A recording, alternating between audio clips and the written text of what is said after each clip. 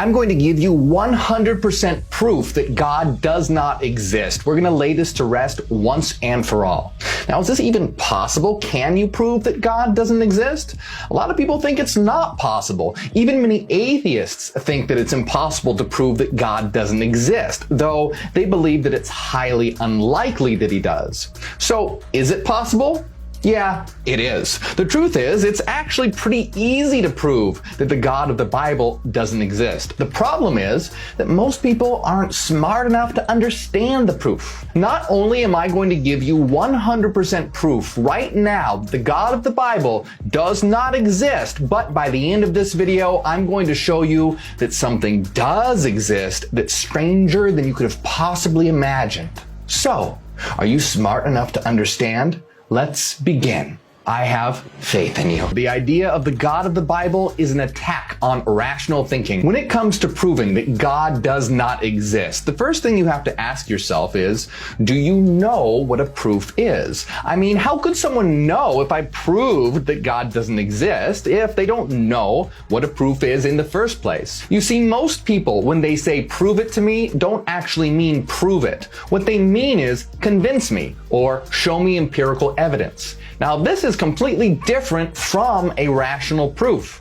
People are convinced of things that aren't true all the time. I mean, look at all the people that are convinced that the earth is flat. Holy fucking shit. So the first thing we need to know is that a rational proof is not the same thing as convincing someone or providing empirical evidence. A rational proof is more powerful than either of these. Someone can be convinced of something that isn't true at all, and empirical evidence never results in certain truth, but only in probability. A deductive, rational proof, when its premises are true and it's used correctly, of course, results in 100% certainty. So let's look at a few examples to see the difference. Now, induction based on empirical evidence goes like this. Let's say that I observe 100 white swans. Then, because of my repeated observations, I conclude that all swans are white. Well, is my conclusion 100% certain? No, it only has a probability of being true. At any time, a black swan may come along and obliterate my conclusion, even though it had empirical evidence supporting it. In fact, this actually happened. People used to think, based on empirical evidence, that all swans were white, until black swans were discovered in Australia in 1697. So, in contrast, now let's look at an example of a rational deductive proof. Premise 1, all humans are mortal. Premise 2, Socrates is a human.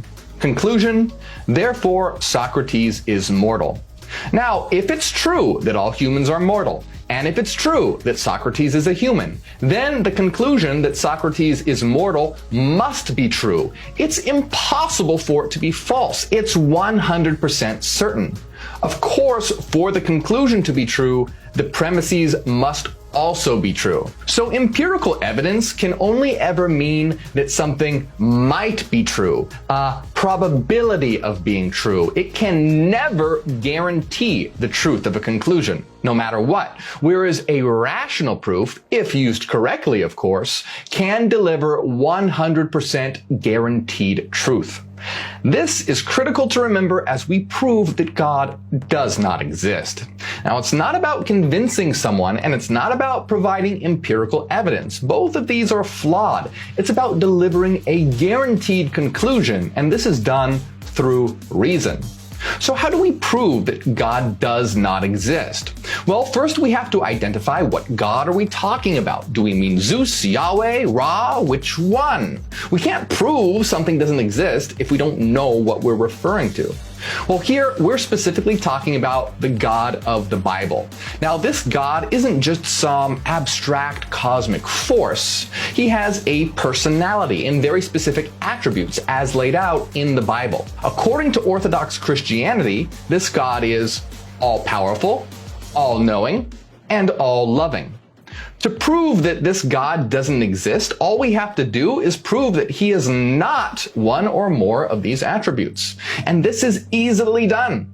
All we have to do is point out that God allows people to go to hell. According to Orthodox Christianity, hell is the worst fate imaginable. It's an eternity of torture. So since God allows people to go to hell, this means either he is not all loving, because no being of infinite love would allow souls to be tortured for all eternity, or he is powerless to stop this from happening, in which case he is not all powerful, or he doesn't know that they're going to hell, in which case he's not all-knowing.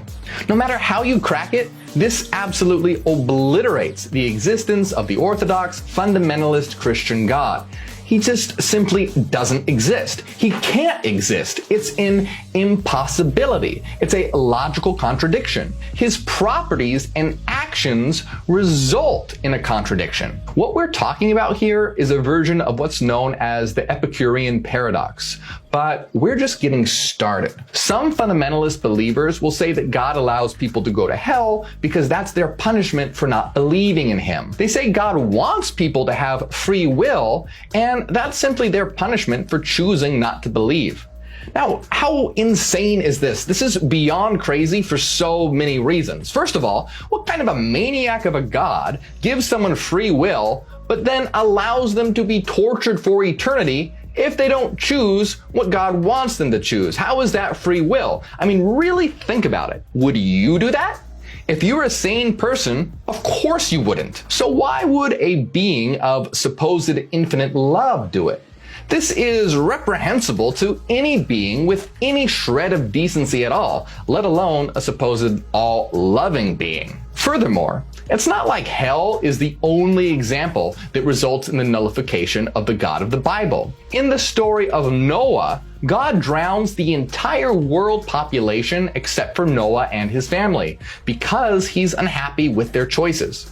So what kind of all-loving God that apparently wants everyone to have free will drowns every living thing on earth because he doesn't like their choices? By the way, I know you've heard the story of Noah's Ark over and over, so you become desensitized to it, so people don't really think about it. But come on, I mean, really give it some thought. God drowns everyone except Noah, his family, and the animals on some boat. Think about how many innocent lives would have been drowned.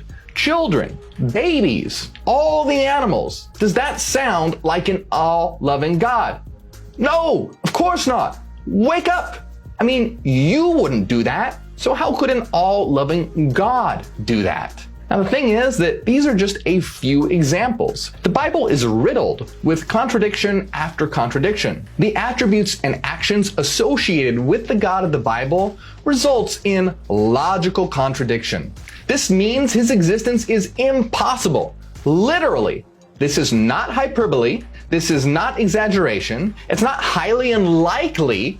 It's literally impossible for this God to exist. In fact, this God shares more in common with the definition of Satan than a loving God. What I want to get across is that if you suffer from religious trauma syndrome, you can begin to put your mind at ease. There is no way this God can exist as described. And that's 100% guaranteed. You can be certain of it.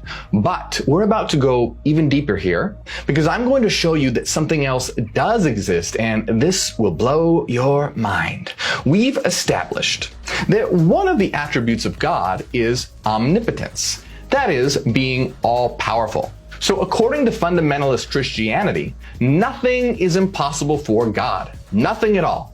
So let's discover the omnipotence paradox. If God is all-powerful, can he create a stone that is so heavy that he can't lift it? Well, if he can create it, then that means he's not all-powerful because he can't lift the stone. But if he can't create it, then he is also not all-powerful. Remember, fundamentalist Christianity says that nothing is impossible for God. Well, this is clearly impossible. Now, admittedly, this heavy stone example is really crude, but it's easy to understand. A more accurate question would be, If, given the axioms of Euclidean geometry, can God create a triangle with internal angles that do not add up to 180 degrees? Now, we could also come up with a similar but different question for non-Euclidean geometries, such as Riemannian geometries. But if this sounds a little too complicated, we can get even simpler by simply asking the question, could God make 2 + 2 = 5? Of course, he can't. If it's not apparent to you why, just go back to the heavy stone example. While it is crude, it's the easiest to understand, and all of these examples contain within it the same sort of logical contradiction. So, what do all these questions have in common? They are breaking the rules of reason, the rules of logic, the rules of mathematics. They simply aren't possible because these laws can't be broken. This results in some important consequences because even God cannot break these rational mathematical laws. This means that God is restricted by them. So either these laws are more powerful than God, which means that God isn't God at all, but that these laws are God. Or that God can't break these laws because these mathematical laws are what God is, and God can't go against its own nature. Either case leads to the same conclusion, that mathematical law is God. The God of the Bible does not exist. God is mathematical law. But wait, if that's true, is this mathematical God conscious, and did he create the universe in 7 days and do everything else the Bible claims? No.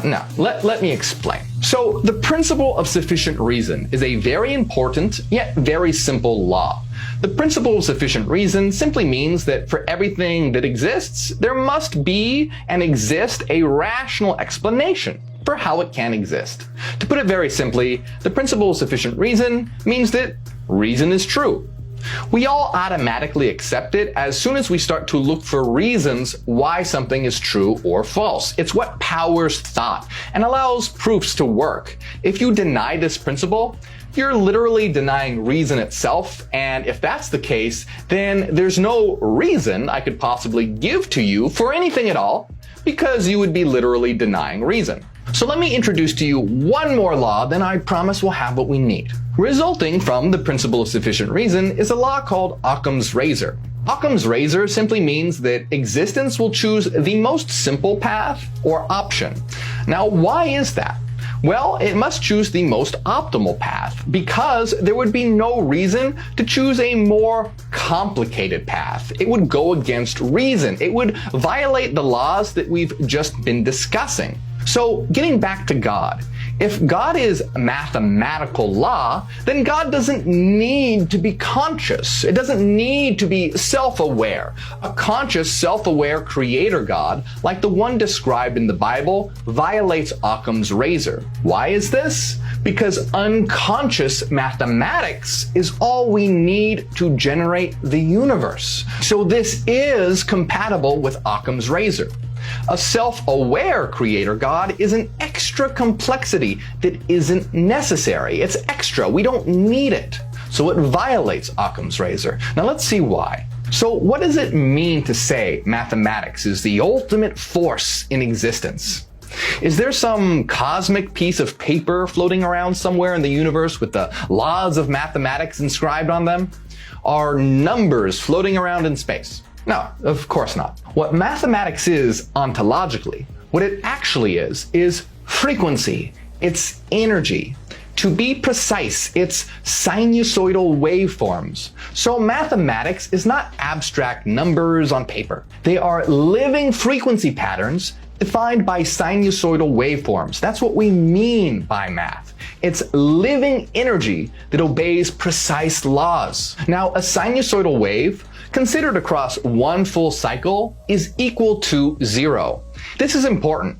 Because it's equal to 0 across a full cycle, it's dimensionless. It's not something physical. It's mental. So what mathematics truly is is mental frequency, frequency of mind. So here we have the concept of God as not a self-aware creator God, but a collection of unconscious mathematical frequencies, sinusoidal waveforms. By a mathematical process called a Fourier transform, we can transform mathematical frequency information into mathematical space-time information. Now, this is at the heart of quantum mechanics, which shows that all of reality is based on waveforms, not material particles. What this means is that we can construct all of so-called physical reality, the space-time universe, from nothing but the interactions of mathematical frequency patterns. This is why evolution exists. The slow process of evolution is mathematical patterns combining behind the scenes. A creator God did not create the universe. Instead, existence is an evolving system of living mathematics. But wait. There's more. So here we've defined God as not some kind of self-aware creator God like the one described in the Bible. We know for certain that's impossible. Instead, we've defined a system of living mathematical frequency patterns. But by the principle of sufficient reason, if one of these systems is possible, then there's nothing to prevent many of these systems from existing. In other words, if one mathematical God could exist, why couldn't many of them exist? There is no reason why they couldn't. So they do. What this means is that reality is a myriad of mathematical minds all interacting with each other. And truly, that is all that exists. You aren't what you think you are. You see, you are an eternal system of living mathematical frequencies. You are a mathematical mind.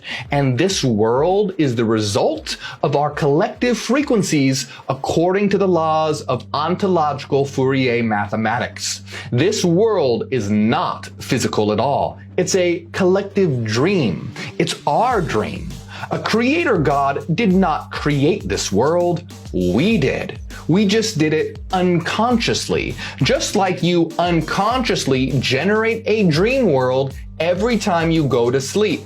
We as a whole, all of the minds in existence, unconsciously generated the universe at the Big Bang. And just like you have a different body every time you go to sleep and dream, you as an eternal mind get a new body in the universe at the end of every life cycle. That is, you connect to this universal collective dream via a new body, a new avatar. But that's not what you truly are. You aren't the body that your mind connects to. You are an eternal mathematical mind. Life cycle after life cycle is how you learn, grow, and evolve as a mind by optimizing your internal mathematical patterns. This means that you have the potential to become all-powerful through this evolution, to become a God. And all of us together have the potential to become God through our mathematical evolution. Now, something I want to say here, this video is all about proving the God of the Bible does not exist. Everything else that we just discussed, I described very quickly, and I've gone into great detail on these other points in my other videos and books. So if you want to know how these things are true and how you can know them logically and rationally, make sure you check them out. So if you suffer from religious trauma syndrome or you're thinking about leaving the faith, I want you to know you can be absolutely sure the God of the Bible does not exist. It's not just highly unlikely. It is a literal impossibility. And understanding this helped me a lot with my RTS since I grew up indoctrinated into Christianity. So tell me your thoughts in the comments right now. This is a very important topic. Like and share this video. And if you want to hear my story with religious trauma syndrome, watch my video, Is Mainstream Religion actually child abuse. Join our War of the Mind and help us wake up the world by subscribing right now. And if you enjoy my work, consider supporting on Patreon and you'll get access to our secret live streams. A big shout out to all my supporters. My name is Morg and I am Hyperion. Ad Astra to the stars.